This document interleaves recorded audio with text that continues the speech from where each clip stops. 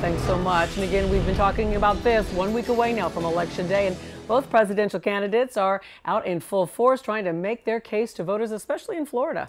Let's go now to ABC News political analyst Cokie Roberts for a look at the state of the race with just 1 week left. And we know obviously a lot has been going on this election, but the story today, Trump now taking a lead, even though they're still neck and neck.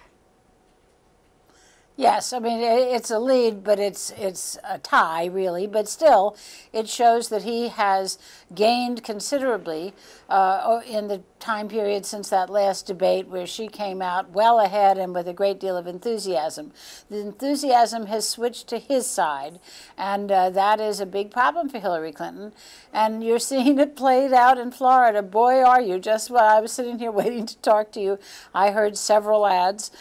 So it is going to be down to the finish there in Florida. And with Donald Trump having a little bit of the momentum right now, Cokie, what will Hillary Clinton need to do in the coming days to turn the tide? Well, of course, she can always hope that there's a news story that comes out that hurts him, the way one came out on Friday hurting her about the FBI director saying that there were these new emails that he wanted to take a look at.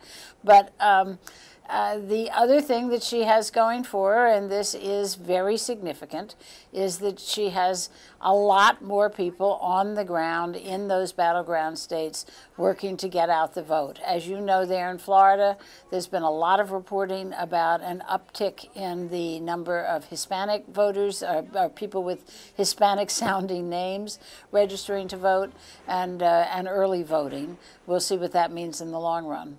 And you know, here in Florida, early voting has started, but we still have a lot of undecided voters. Do you think most of these voters are going to sort of make their decision on Election Day?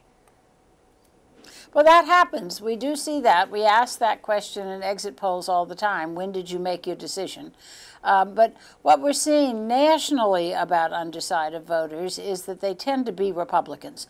They're people who have voted Republican in past elections but been very uncertain about Donald Trump. And they tend to be saying they're going to vote Republican for the Senate and the House. So my guess is that those people will come back to the Republican Party on Election Day. The question for Trump is, are there enough of them, and are they in the right states? But look, he's definitely got the wind at his back. Well, it's certainly going to be an interesting week, an interesting election day. This whole season has been one story after another. I know it's been interesting for you to have to cover it as well. Thanks so much, Cokie, for joining us today. It sure has been. Yeah. Interesting is one word for it.